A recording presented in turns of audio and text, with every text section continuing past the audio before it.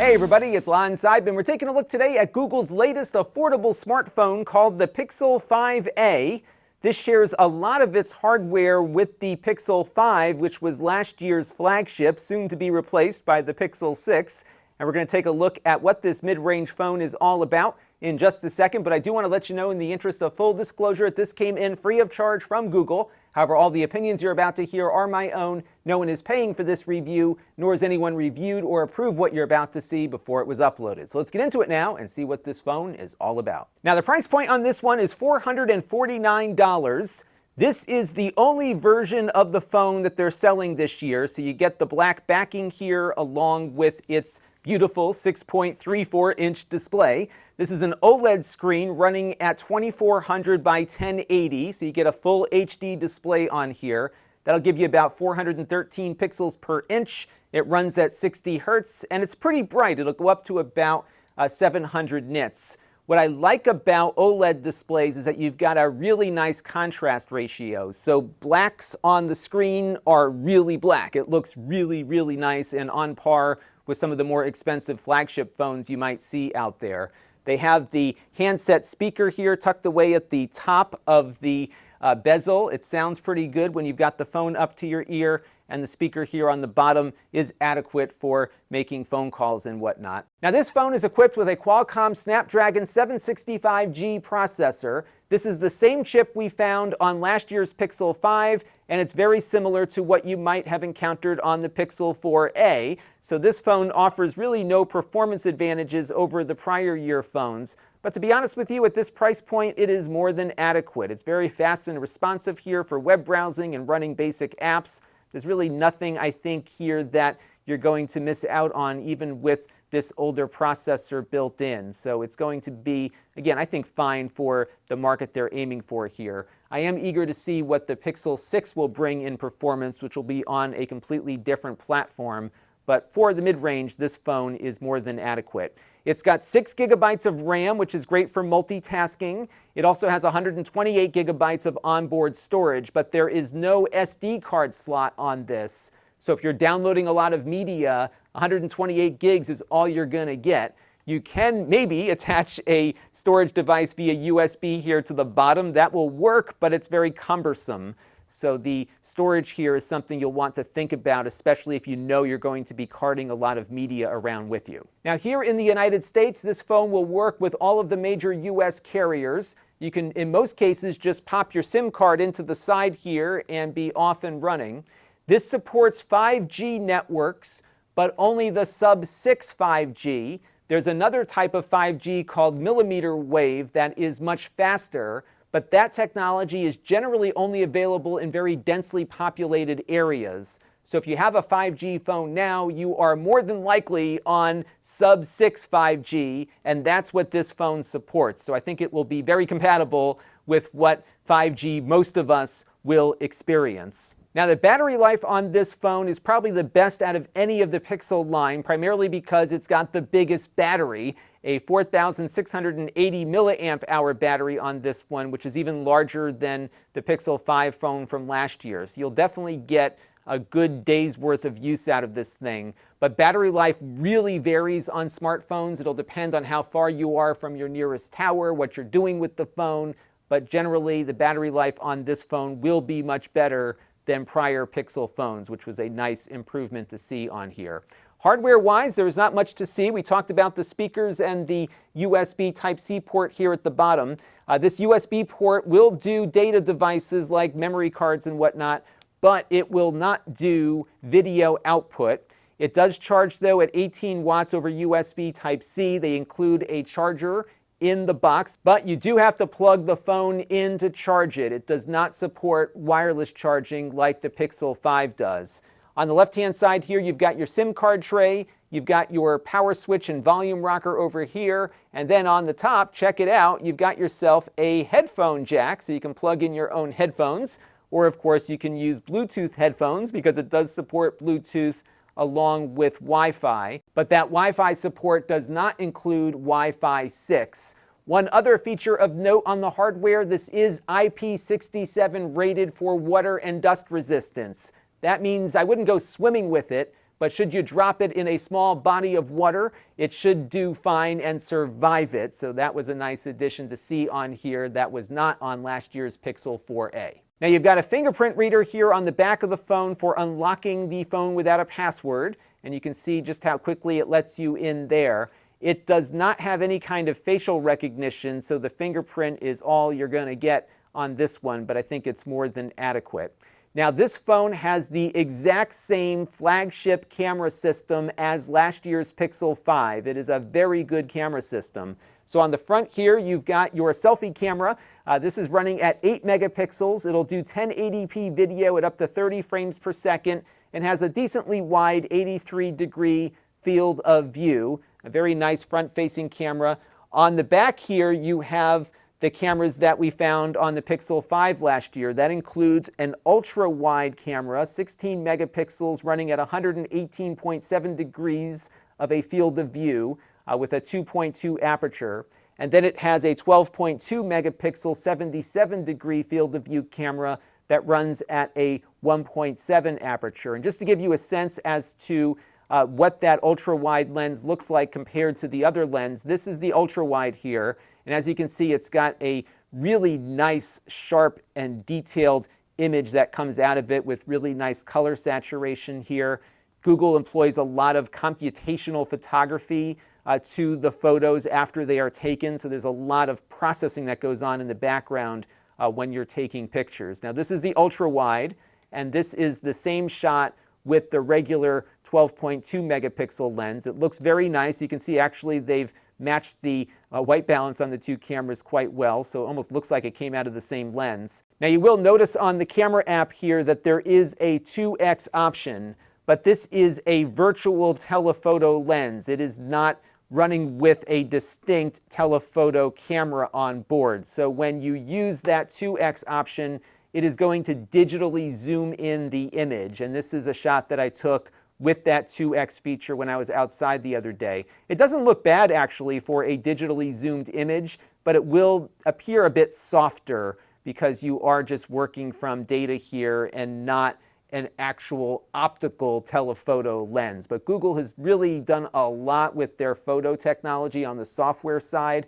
and this has all of those years of work built into the phone itself. One other thing I like about it is that it has a leveler built in, so you can get a feel as to whether or not your phone is level as you hold it, and it'll give you a little bit of haptic feedback when you get it completely level. Pretty neat stuff. So here are a few other photos that I took with the camera. This is a portrait mode photo of my daughter on the beach. Lots of nice blur out of the background here. Like other portrait mode systems on other phones, it does have a little bit of a hard time with hair, so you'll see a little weirdness around the hair here, but it's doing a pretty good job. And because Google is so focused on the computational side of photography, I have seen their portrait mode get better over time with system updates. So we'll have to see how this looks in a couple of years, but it does look really nice, I think, for the price point. This is a portrait mode photo I took of some flowers just to see if it could do well with things other than people, and it looks like it did a pretty good job here of blurring out the background, a little bit softer perhaps around the edges here, but looks pretty good otherwise. This leaf got cut out pretty nicely. This is another portrait mode photo, nice and sharp here, and you can see the detail you get out of that camera sensor. Now what's neat though is that this photo is not portrait mode, the same leaf we were looking at before, and you can see you got just a really nice optical bokeh already on this lens. So my advice would be, before you switch into portrait mode, try the photo just in the standard 1x mode just to see what it looks like, because oftentimes you'll get a really nice naturally blurred image here with a ton of detail. Again, really awesome camera system, and one that I am very happy to see on a phone at this price point. Now, my favorite feature out of these Pixel cameras by far is the Astrophotography mode. This is not unique to this model. It's on some of the prior edition Pixels as well. But it's amazing. You point the camera at the sky, put it on a tripod, hit a button, and after about 4 minutes of exposures, it will give you this. Isn't this amazing? It actually picked up the Chinese space station as it was orbiting overhead. That's what this streak is here. and it just produces these amazing images that you could only really get before if you had a fancy SLR camera and kind of knew what you were doing with exposure. This is as point and click as you can get. You do need to have it mounted on a tripod to keep it really still, but when you've got it set up in an ideal spot, this is the kind of images you can get with relatively minimal effort. And this is a really fun thing to do on a nice summer night like I had last night. And it just brings in a whole new way to think about pictures and photography, and it's so cool that you can do this on a phone. But I am less than enthusiastic about shooting video on this phone. It does look pretty nice, as you can see here. It keeps the footage super stable even when you're moving around. The detail is pretty good on the video as well. It's not quite as good as what I get out of my iPhone 12 Pro, but for the price point, it takes very nice video. You can only shoot video out of the standard lens, though. It doesn't support video shooting out of the ultra-wide lens. But the big problem here is when you shoot at 4K. So at 4K 30 or 4K 60, you only get a couple of minutes of recording time before the phone comes back and tells you that it's overheating. And then it has to take a break before you can start recording video again. And this was especially an issue when you're shooting at 60 frames per second 4K, because it was only going for about 2 or 3 minutes for me before it shut down. And I'm kind of thinking this might be a software thing. I did reach out to Google multiple times to ask them if this might get fixed ahead of the phone's official release date. They never got back to me, so I'm assuming that this problem will persist after it gets into customers' hands. So if you were looking at this because of its 4K shooting capabilities, you'll get some 4K video out of it, but you're not going to get a lot of long duration stuff because it's going to overheat and turn off the recording. I did find, though, that its 1080p shooting modes, both at 60 and 30 frames per second, were able to maintain a good length of time before things overheated. In fact, I did not see it overheat at that lower resolution in my testing. So the 4K is an issue, and if you were looking at this primarily for its 4K video functions, I would look elsewhere because this heating issue is a problem. I will post a follow-up video if they fix it with a software update, but because I haven't heard back from them, I am not very confident we're going to see that. And I was very disappointed that they would roll out a feature that doesn't really work here. And I'm hoping they can fix it, but if they don't, just be aware of that shortfall. All right, let's take a look at some games now. And as I mentioned, this doesn't have a particularly powerful processor, but it's going to be more than adequate for just about any game that you find on the Android App Store, because most of these games are kind of aimed at lower-end devices. So this is Call of Duty Mobile. It's running just fine on here, and other games that I tried earlier, some of the casual stuff, was running just fine. So if you are looking to play some casual games, not a problem here. This phone is also great for game streaming. So if you are subscribed to the Xbox Game Pass Ultimate with their game streaming, or Google Stadia, or some of the other ones out there, this will do a very good job with that, both on Wi-Fi and on 5G. And we ran the 3D Mark Slingshot Benchmark test, and there we got a score of 4,642. And as you can see, going through the numbers there, it is very close to what we got on the Google Pixel 5, because these do have the same processor inside. And this performance level is about what you would get out of an iPhone 7 Plus from a couple of years ago. And you can also see it's very close to the performance we got out of last year's Pixel 4a. So overall, I found this to be a very good value, but only if you don't shoot a lot of video with your phone. If you're somebody that does nothing but take video with your phone, you'll probably want to look elsewhere, because this thing cannot record 4K video very long before it shuts the camera off due to heating issues. If they can fix it, great, but if they don't fix it, I think it's a major shortfall here, especially because they advertise the 4K video as being something you can do with the phone, but it's really kind of broken at the moment. So let's hope they can fix it. If they do, I'll be back with an updated video, but for now, use caution when purchasing this, because you might not get your money's worth out of the 4K video function. That's going to do it for now. Until next time, this is Lon.TV. Thanks for watching. This channel is brought to you by the Lon.TV supporters, including gold level supporters Chris Allegretta, Tom Albrecht, Jim Callagher,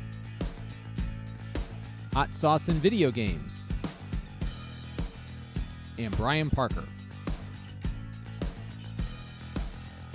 If you want to help the channel, you can by contributing as little as $1 a month.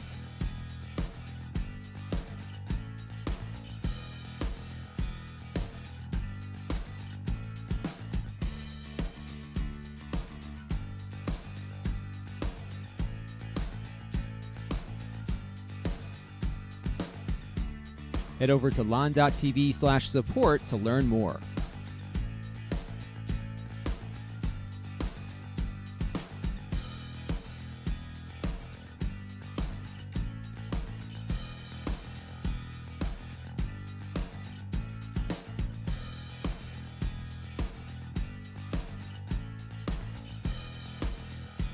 And don't forget to subscribe. Visit Lon.TV/s.